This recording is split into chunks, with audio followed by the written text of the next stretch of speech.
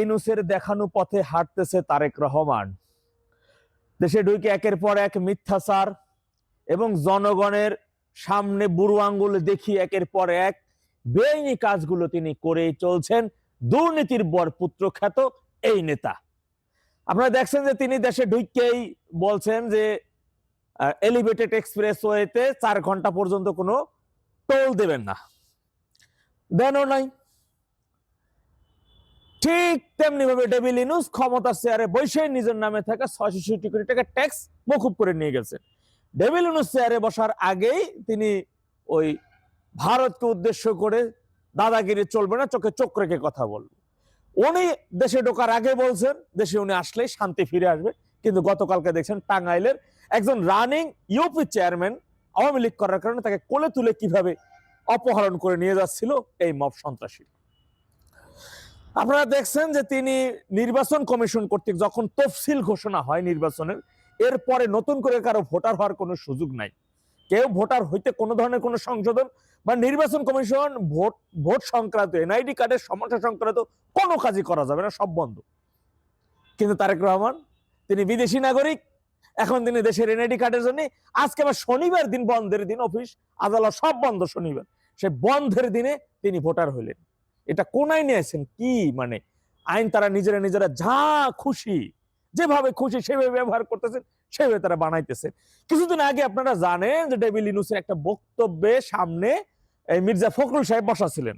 তিনি সেই বক্তব্যের পরে গণমাধ্যমে এসে বলতেছিলেন, মির্জা কি ইউনূস যখন বক্তব্য দিয়েছিল তখন তার মধ্যে আমাদের জেনারেল জিয়াউর রহমানের প্রতিচ্ছবি দেখতে পাইছি।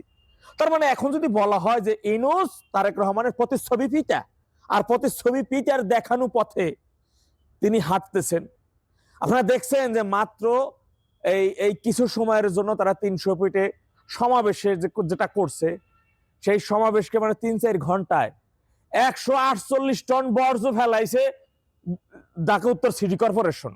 বুঝেন তো ওইখানে যে মানে হাইগা মুইতে কি করছে পুরো এলাকা, একবার চিন্তা করে দেখেন। তারা বলছে জ্বলন্ত যে গাছগুলো, সেই গাছগুলো তারা ভাঙে চুরে ফেলাই দিয়েছে। কিন্তু আওয়ামী লীগ সরকারের আমলে 300 ফিট এই জায়গাটা বানাইছে, এত সুন্দর জায়গাটা। ওখানে প্রবেশ করলে মনে হয় যেন লন্ডন, আমেরিকা, সিঙ্গাপুরে একটা মানে একটা বাতাস পাওয়া যায়, একটা ফ্লেভার পাওয়া যায়। সেই ফ্লেভারটা ধ্বংস করে দিছে তারা 4-5 ঘন্টার একটা সমাবেশ করে। তারা আবার বলছে তারা নিজেরা পরিষ্কার করবে, পরিষ্কার করছে। ওই যাইয়ে কয়েকজন যাইয়া সিটি কর্পোরেশনের পরিচ্ছন্ন কর্মীদের সাথে ঝাড়ু দিয়ে দেখছেন নাটক, একটা ছবি তুলে চলে আসছে, পরিষ্কার কারা করছে। আর 4-5 ঘন্টার ভিতরে 148 টন মেট্রিক টন বর্জ্য ফেলাইছে। ভাবা যায় যে এরা ক্ষমতায় আসার আগেই দেশের 86,000 গ্রাম লুটপাট করে, এমন কোন জায়গা নেই যে যেখানে লুটপাট করে নাই। এত বেআইনি কাজ আপনার একের পর এক করে যেতেছে। বড় বেআইনি করছে মায়ের সাথে, মা কইছে ইয়াতে কি বলে বেডে, আইসিইউর বেডে নাকি ডিপ ফ্রিজে, হে আরো কোনো নিউজ নেই। আছে এই বিষয়ে কোনো আপডেট আছে? দেশের সাবেক একজন নারী প্রধানমন্ত্রী, কোনো আপডেট নেই, বিষয় সব চুপ।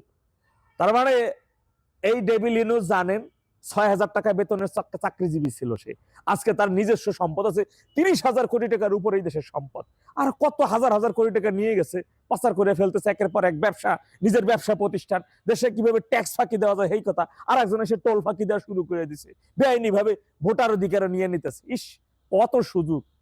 এরা ক্ষমতায় আসার পরে কি বুঝতে বাকি আছে যে ডেভিল ইউনূসের প্রতিচ্ছবি সন্তান ক্ষমতায় আসলে যদি ক্ষমতার স্বাদ পায়, তাহলে পরিস্থিতি পরিণতি কোথায় যাবে?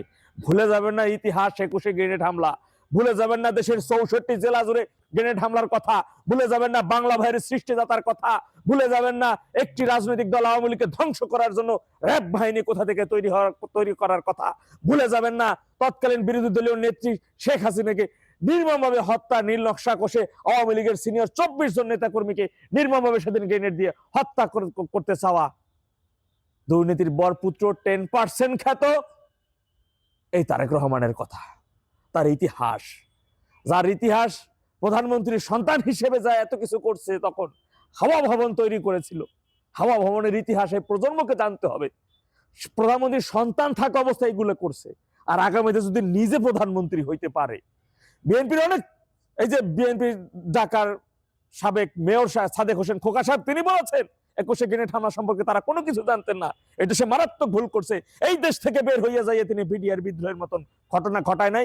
24 সেনাবাহিনীর কতগুলো তরতাজা প্রাণকে ঝরাই দিয়েছেন, মেরে ফেলছেন, নির্মমভাবে তাদেরকে হত্যা করছেন এই বিডিআর বিদ্রোহ ঘটাইয়া। 5 তারিখের পরবর্তী বাংলাদেশের স্বাধীনতার আতুর ঘর 32 নম্বর ভাইঙ্গা চুরাট কি করে দিচ্ছে আপনারা দেখেন না? সেই পরিণতি, এই ইতিহাসগুলো এই প্রজন্মকে মনে রাখতে হবে, প্রজন্মকে এগুলো জানতে হবে।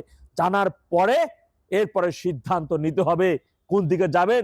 আপনাদের নিরাপত্তার জন্য, দেশের অর্থনৈতিক প্রবৃদ্ধির জন্য, দেশের জনগণের পাহারাদার হিসেবে দেশের সত্যিকারের অর্থে পাহারাদার কারা, সত্যিকার অর্থে মীমাংসিত ইতিহাসকে কারা জীবিত রাখতেছে এবং কারা মীমাংসিত ইতিহাসকে বিকৃত করতেছে, কারা এই দেশের সন্ত্রাসবাদ, দুর্নীতিবাদ এইগুলো কায়েম করার জন্য উঠে পড়ে লাগছে, আপনাদেরকে চিহ্নিত করতে হবে।